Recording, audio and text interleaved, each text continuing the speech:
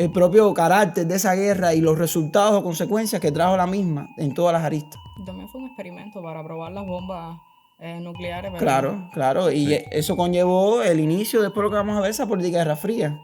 Y también desde el punto de vista militar, cómo sale posicionado por encima de las demás potencias, en este caso de la Unión Soviética también. yo supongo que la historia, si no conoces la historia, estás condenado, uno, a repetirla, dos, tienes que conocerla para poder, o sea, conociendo la historia económicamente, políticamente, puedes revertir, arreglar, modificar lo que pasa en el futuro, conociendo el pasado, ¿no? Porque Cuando leí El siglo de las luces de Alejo Campertier, que desde el punto de vista de Campertier de por sí, como cubano, que da una visión de la Revolución Burguesa Francesa, yo decía, bueno, después que lo leí, yo digo, bueno, yo me montaba en el barco, me iba para Francia, como no fueron allá, viraba para Cayena, para Guadalupe. Entonces te das cuenta que la propia literatura te da esa posibilidad de entender. Hay muchas películas que hacen conocer claro, obras o personas que hicieron cosas que hoy tenemos que recordar, que tenemos que agradecerle y que no son tan reconocidas en la propia historia en sí, exacto. porque Y es no que solo de la Segunda Guerra muchas Mundial, veces sino no es de- posible abarcar todo, ¿no? Sí.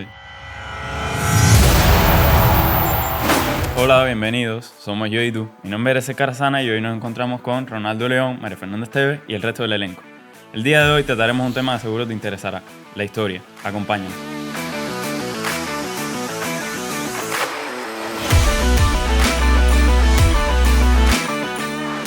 El sistema de preguntas hoy lo va a llevar Ronaldo, que bueno, es nuestro profesor de historia en el preuniversitario y de cierto modo es más profesional en la materia. Bien, me gustaría empezar iniciándolo por preguntarle qué es para usted la historia.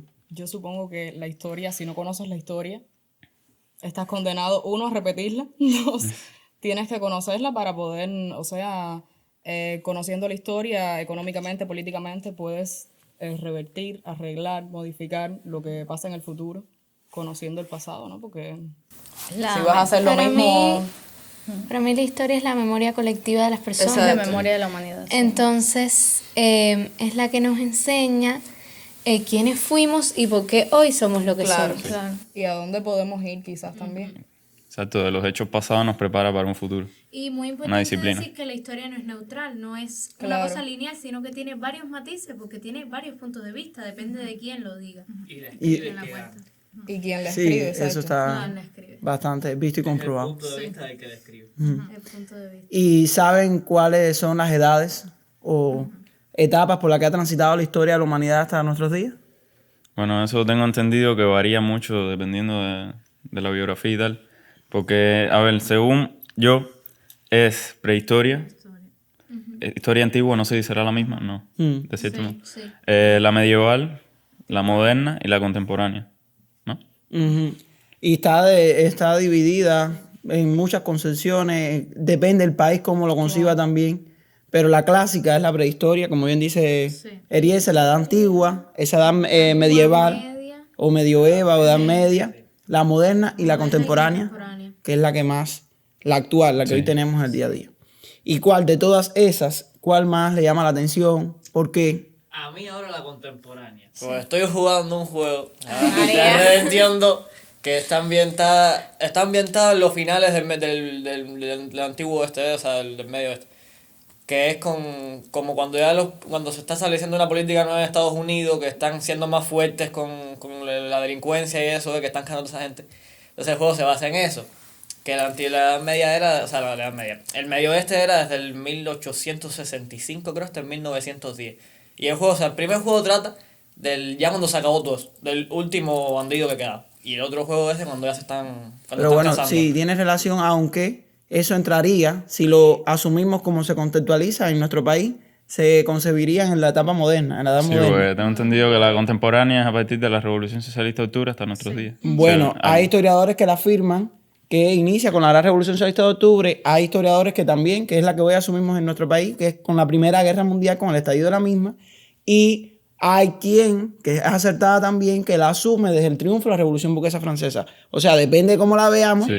pero no podemos deslindar ni generalizar. Solo cada historiador se basa, ¿no? O lo asumimos en dependencia Yo de... busqué eso, estaba ubicado más o menos entre el principio de la edad contemporánea, por ahí, ¿ves? Porque busqué que la edad contemporánea desde lo que me salió, mira, desde 1700 y pico.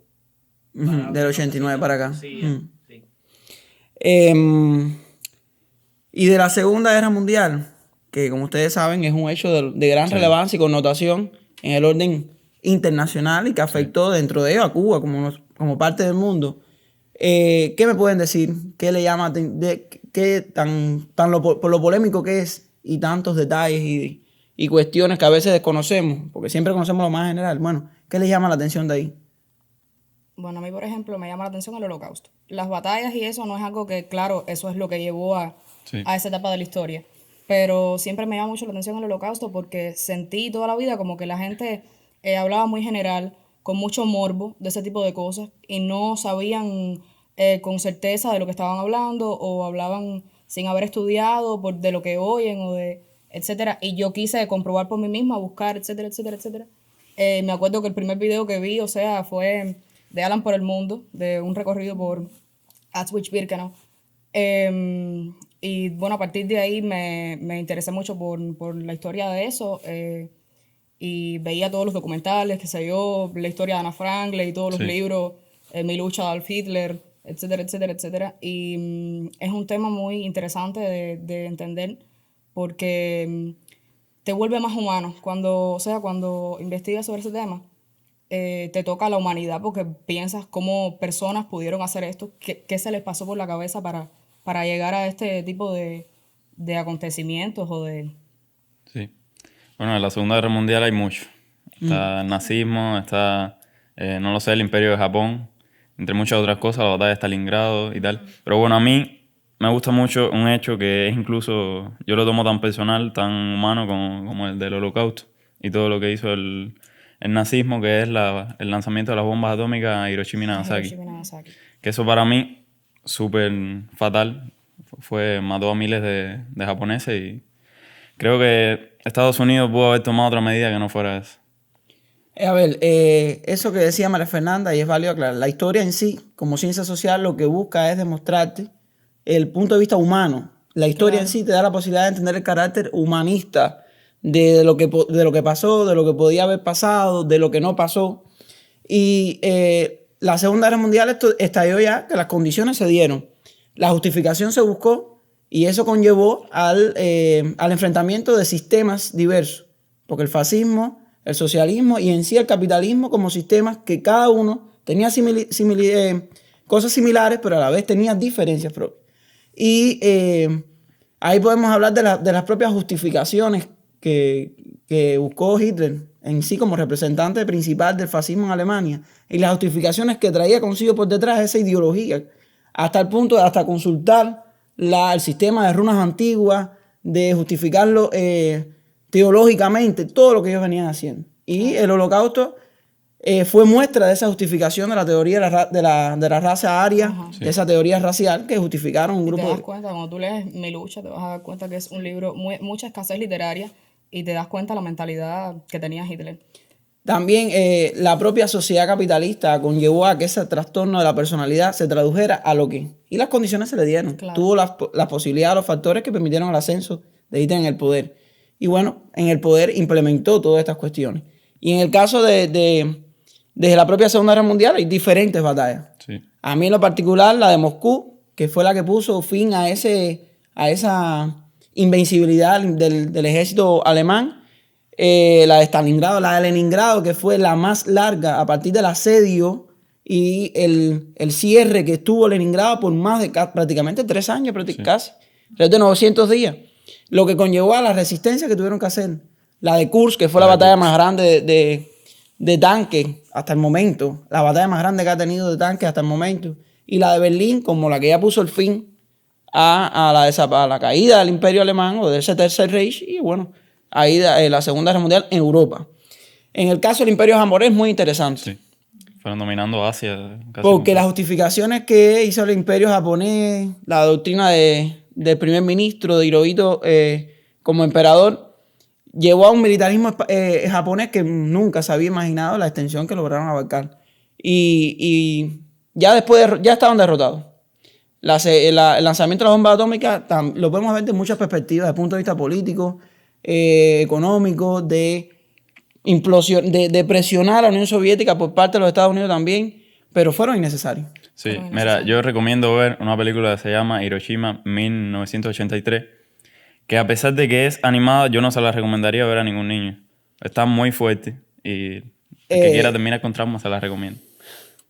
El problema es que ya, el impacto, fíjate, había propuestas de que hubiera sido, o no fueran, que Hiroshima y Nagasaki no fueron las únicas dos ciudades propuestas a ese Sí. lanzamiento de la bomba atómica. Estaba propenso a que había otras ciudades dentro de Japón previstas a ese lanzamiento. Lo que se decidió por propias presiones dentro del gobierno norteamericano que fuera Hiroshima y Nagasaki y no otras. Entonces, te dan cuenta de el propio carácter de esa guerra y los resultados o consecuencias que trajo la misma en todas las aristas. También fue un experimento para probar las bombas nucleares, pero Claro, claro. Y eso conllevó el inicio, después lo que vamos a ver, esa política de Guerra Fría. Y también desde el punto de vista militar, cómo sale posicionado por encima de las demás potencias, en este caso de la Unión Soviética también. Ya puso el fin a la Segunda Guerra Mundial y bueno, todas las consecuencias que se fueron viendo.